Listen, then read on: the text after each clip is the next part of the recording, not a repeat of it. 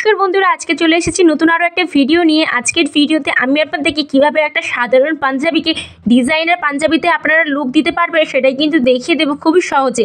তো দেখতে পাচ্ছেন এই যে একটা পাঞ্জাবি নিয়েছি, এই পাঞ্জাবিতে এখানে কিন্তু আমি কাপড়ের প্যাচ বসিয়ে কত সুন্দর সাধারণ একটা পাঞ্জাবিকে ডিজাইনার লুক দিয়েছি। অবশ্যই পুরো ভিডিওটা দেখতে থাকুন শেষ পর্যন্ত কীভাবে আমি পুরোটা করেছি। আর এই যে কোনগুলো দেখতে পাচ্ছেন কাপড়ের নিচে, এইগুলো কীভাবে করেছি সেটাও কিন্তু আজকে দেখিয়ে দেবো পুরো ভিডিওতে। অবশ্যই পুরো ভিডিওটা কিন্তু শেষ পর্যন্ত দেখতে থাকুন।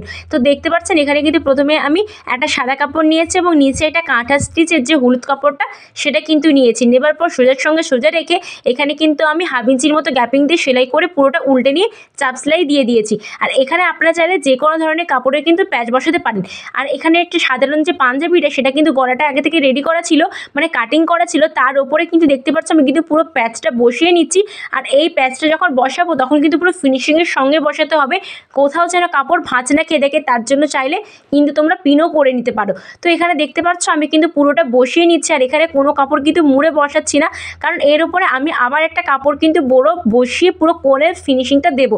তার জন্য পুরোটা দেখতে পাচ্ছ আমার কিন্তু এখানে বসানো কমপ্লিট হয়ে গেছে, পুরো ফিনিশিংটা এরকম এসেছে। আর এই যে একটা কাপড় দেখতে পাচ্ছ এটা কিন্তু ডাবল মানে পার্ট করে এখানে আমি কিন্তু পুরোটা বসাবো।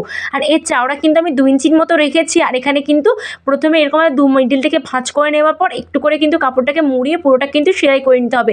তো যারা ইউটিউব থেকে দেখছো অবশ্যই কিন্তু আমার চ্যানেলটি সাবস্ক্রাইব করে রাখো নতুন নতুন ভিডিও দেখার জন্য এবং সেলাই কাজের টিপস জানার জন্য। এবং যারা ফেসবুক থেকে দেখছো অবশ্যই কিন্তু ফেসবুক পেজটি ফলো করতে ভুলবে না নতুন নতুন ভিডিও দেখার জন্য এবং সেলাই কাজ শেখার জন্য।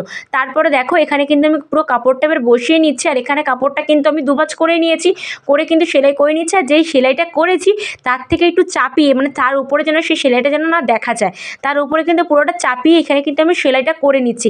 আর এই যে কোণের কাছে অনেকে কিন্তু ভালো করে ফিনিশিংটা আনতে পারে না, তার জন্য আমি ভালোভাবে দেখিয়ে দিচ্ছি কীভাবে করবো। দেখো তো এখানে যতটা আমার কাপড় আছে ততটা পর্যন্ত কিন্তু আমি সূচটা রাখবো, তারপরে আরও 1 ইঞ্চির মতো এখানে আমি নেক্সটটা দাগ দিয়েছি।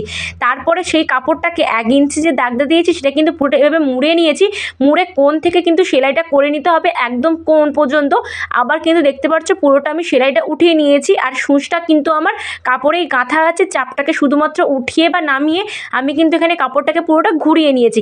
একটু ভালোভাবে হাতের দিকে লক্ষ্য করলে বুঝতে পারবে আমি কীভাবে এখানে কোণটা করলাম। তারপরে দেখতে পাচ্ছ আমি কিন্তু আবার সেলাই করে নিচ্ছি। আর এখানে কিন্তু কাপড়ের ওপরে চাপিয়ে কিন্তু সেলাইটা করতে হবে, যাতে ভেতরে যে সেলাইটা সেটা যাতে দেখা না যায়। আর দেখো আমি আবার যে একটা কোণ আছে সেখানে কিন্তু সেমভাবে 1 ইঞ্চির মতো গ্যাপিং দিয়ে দিলাম।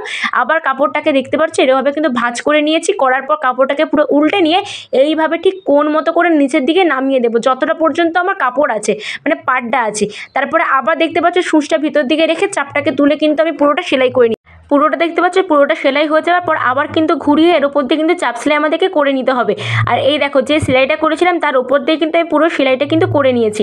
আর দেখতে পাচ্ছ পুরোটা আমার কমপ্লিট হয়ে গেছে। তারপর এক্সট্রা যে কাপড়গুলো আছে সেগুলো কিন্তু আমি কেটে বাদ দিয়ে দেবো। তারপরে যে আরেকটা যে পাশ আছে সেখানেও কিন্তু এর উপর থেকে আবার একটা চাপ সেলাই করে নিতে হবে। এইভাবে করলে কিন্তু কোণের ফিনিশিংগুলো খুবই ভালো আসে এবং খুবই সুন্দর দেখায়, আর বসেও যায়, একদমই কিন্তু অসুবিধা হয় না। তো অনেকেরই কিন্তু এই সমস্যাটা হয়, ভালো করে একটু হাতের দিকে লক্ষ্য করলে বুঝতে পারবে আমি কীভাবে এখানে কোণগুলো পুরোটা রেডি করেছি। তারপরে যে সাইডের যে কাপড়টা ছিল সেটা কিন্তু এখানে চেপে পুরোটা বসিয়ে দিয়েছি। আর দেখতে পাচ্ছ কত সুন্দর এখানে কোণের ফিনিশিংটা এসেছে। আর দারুণ হয় এর ফিনিশিংটা, কোনো কিন্তু কাপড় উঠেও থাকে না, কাপড় কিন্তু ফুলেও থাকে না।